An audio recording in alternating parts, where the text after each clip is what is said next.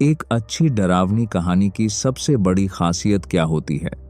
वो सिर्फ डराती नहीं है, वो हमें अपने अंदर झांकने पर मजबूर कर देती है। आज हम एक ऐसी ही साइकोलॉजिकल हॉरर कहानी की परतें खोलेंगे। देखेंगे कि कैसे इसका ढांचा डर और सस्पेंस पैदा करता है और कैसे एक किरदार का सामना उसके सबसे बड़े दुश्मन से होता है, यानी खुद उसी के बाज गेत करते होता है। आज हम कहाना सामना अक्स से। तो चलिए सीधे कहानी के दिल में उतरते हैं।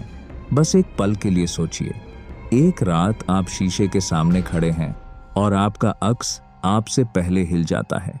इसी एक खौफनाक सवाल पर हमारी आज की कहानी टिकी हुई है। तो हर कहानी की तरह इसकी भी एक शुरुआत होती है, एक ऐसा पड़ाव जहां हमें कहानी के मेन कैरेक्टर से मिलवाया जाता है और हमें उसकी दुनिया की एक झलक मिलती है। तो देखते हैं इस कहानी का हीरो आखिर है कौन। कहानी हमें मिलाती है डॉक्टर अरमान कुरैशी से, और ये कोई मामूली डॉक्टर नहीं है, शहर का सबसे बड़ा, सबसे शानदार सर्जन। लोग तो उसे चमत्कारी हाथ वाले डॉक्टर के नाम से जानते हैं। मतलब दुनिया की नज़रों में वो एक हीरो है, किसी भगवान से कम नहीं। लेकिन जैसा कि अच्छी कहानियों में होता है, हमें तुरंत ही सिक्के का दूसरा पहलू भी दिखाया जाता है। जो इंसान बाहर से एक मसीहा है, वो अंदर से बिल्कुल खोखला और भ्रष्ट है। और दोस्तों, यही वो दरार है, किरदार की यही वो कमी है जहां से इस कहानी का सारा डर अपनी जड़ें जमाएगा। और ये एक लाइन, बस ये एक लाइन सब कुछ साफ कर देती है। देखिए, ये कोई छोटी मोटी गलतियां नहीं हैं, ये तो नैतिक भ्रष्टाचार की एक बहुत गहरी खाई है। और यही हमें एक इशारा मिलता है कि ये कहानी सिर्फ डराने के लिए नहीं है, बल्कि ये कर्मों के फल और इंसाफ की भी कहानी होने वाली है। तो ठीक है, किरदार की दुनिया सेट हो चुकी है, उसका डार्क साइड भी हमें पता चल गया। अब देखते हैं कि इस परफेक्ट दुनिया में पहली दरार कैसे पड़ती है।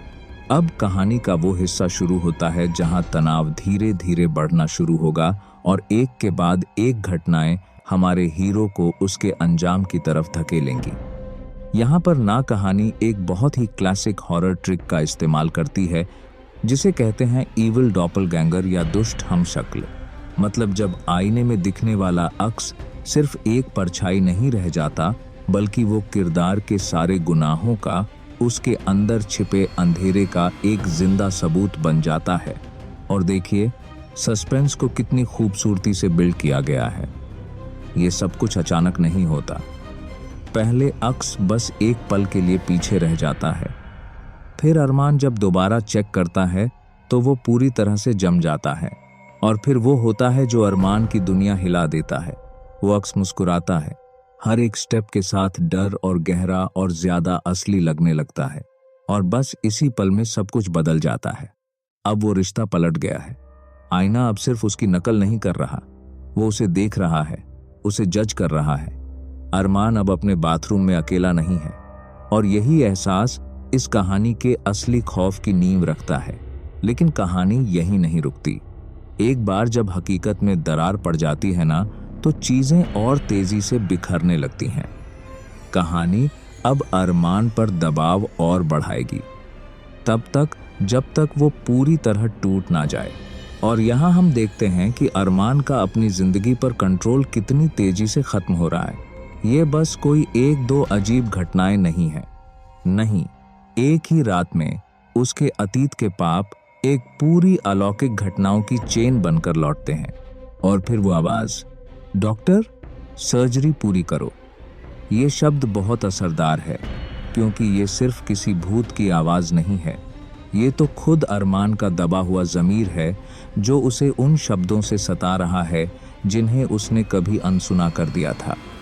उसके गुनाह सचमुच उसे सताने के लिए लौट आए हैं। और अगर अरमान को अब तक जरा सा भी शक था कि कहीं वो पागल तो नहीं हो रहा, तो ये सीसीटीवी फुटेज उस शक को हमेशा के लिए खत्म कर देती है। ये एक ठोस सबूत है। अब वो ना अपनी यादों पर भरोसा कर सकता है और ना ही अपनी आंखों पर। उसकी हकीकत पूरी तरह से बिखर चुकी है। और ये सब कुछ, ये सारी घटनाएं हमें कहानी के सबसे ऊंचे, सबसे तनाव भरे मुकाम पर ले आती हैं, क्लाइमैक्स। ये वो पल है जब हीरो को अपने सबसे बड़े दुश्मन का सामना करना ही पड़ता है, और अरमान के लिए वो दुश्मन कोई और नहीं बल्कि खुद उसका अपना अक्स है। अब वो अक्स सिर्फ एक परछाई नहीं है, वो बाथरूम के आईने में खड़ा है और उसने एक सर्जन का खून से सना हुआ एप्रन और सर्जिकल मास्क पहना है।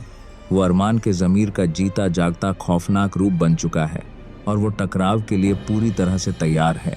और फिर आईने से एक ठंडा हाथ निकलता है और अरमान को खींच लेता है एक अंधेरे, कभी न खत्म होने वाले अस्पताल में, एक ऐसी जगह जो उन सभी मरीजों से भरी है जिनके साथ उसने धोखा किया था। ये उसकी आखिरी अदालत है, अब भागने की कोई जगह नहीं बची है। और फिर वो अक्स बोलता है और उसकी ये एक लाइन पूरी कहानी की थीम को हमारे सामने रख देती है। तुम शरीर को ठीक करते थे, मैं न्याय को ठीक करता हूँ। समझ रहे हैं? वो बदला लेने नहीं आया है, वो तो हिसाब बराबर करने आया है। वो इंसाफ की एक ताकत है।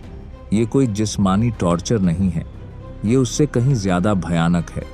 ये है यादों की सर्जरी, बिना एनेस्थीसिया के। वो अक्स उसके शरीर को नहीं बल्कि उसकी यादों को चीरता है, उसके हर झूठ, हर रिश्वत, हर अनसुनी चीख को खोलकर सामने रख देता है। और वो सारे मरीज एक साथ फुसफुसाते हैं, महसूस करो जो हमने महसूस किया था। ये खालिस दिमागी खौफ है। क्लाइमैक्स के बाद आता है कहानी का आखिरी हिस्सा, जहां कहानी के सारे बिखरे हुए तार जुड़ते हैं। हमें पता चलता है कि इस टकराव का आखिरी नतीजा क्या निकला और अब नई हकीकत क्या है। अगली सुबह एक बदला हुआ डॉक्टर अरमान अपने ऑफिस में मिलता है, बिल्कुल शांत, दयालु और सालों में पहली बार गर्मजोशी से भरा हुआ। पहली नज़र में ऐसा लगता है जैसे अरमान को दूसरा मौका मिल गया है। लेकिन तभी नर्स कुछ अजीब बातों पे गौर करती हैं, छोटी छोटी बातें, जैसे वो कभी आईने में नहीं देखता था। किसी भी चमकती सतह पर उसका कोई अक्स नहीं बनता था और वो अपने सारे कागजों पर गलत हाथ से साइन करता था। ये वो इशारे हैं जो हमें बताते हैं कि सतह के नीचे कुछ बहुत बहुत ज्यादा गलत है। और यहीं पर कहानी का आखिरी सबसे बड़ा मोड़ सामने आता है। अरमान को माफी नहीं मिली थी, ये एक अदला बदली थी। इंसाफ की उस ताकत ने अरमान को सुधारा नहीं बल्कि उसकी जगह ले ली। और असली अरमान, वो अब खुद एक अक्स बन चुका है, हमेशा हमेशा के लिए, आईने के पीछे अपने ही बनाए हुए नर्क में कैद। और कहानी हमें इसी आखिरी परेशान करने वाले सवाल के साथ छोड़ जाती है। ये डर अब सिर्फ कहानी का नहीं रहता, ये सीधा हमारी अपनी जिंदगी में उतर आता है। हमें उस सबसे आम चीज पर सवाल उठाने पर मजबूर करता है जिसे हम हर रोज देखते हैं।